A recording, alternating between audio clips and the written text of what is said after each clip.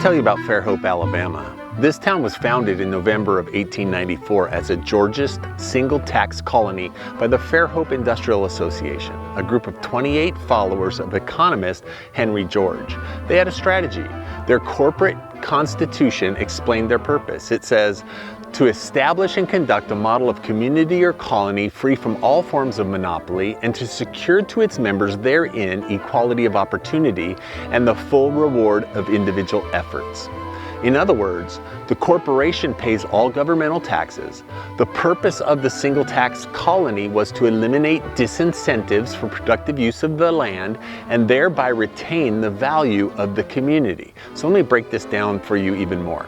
Outside of Fairhope, if you have an idea that you want to pursue, regulation and taxes increase as your journey towards success increases, and it progressively hinders the potential for greatness.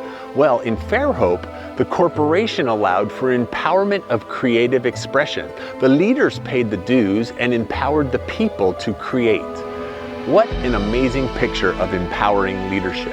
That's your job, to handle the issues, allowing your people the unrestrained freedom to create and imagine. Think about that for a moment. What would your organization become if your people were working with the absence of restraint, with the freedoms found in creative expression and the pride of individual accomplishment? I imagine that your organization would see some pretty exciting days. Incidentally, Fairhope Avenue was one of the properties on the 1910 version of the board game, The Landlord's Game, which was the precursor of Monopoly. Why? Because their strategy worked. Pastor, church planter, as you lead your church, ask yourself how you can lift the burdens of your people and draw them closer to their Savior. What elements exist in their daily routines that are keeping them from fulfilling God's call on their lives? Can you lift their burden a bit? Can you make it easier for them? Can you strengthen them and empower them to live for Christ anew?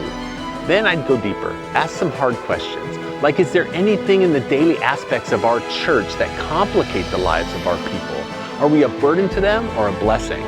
Ask around, seek unqualified answers, and be ready to listen. Then, take that information and create a church that empowers, not encumbers, the people in their journey with Christ. That, my friend, is a winning strategy for any shepherd.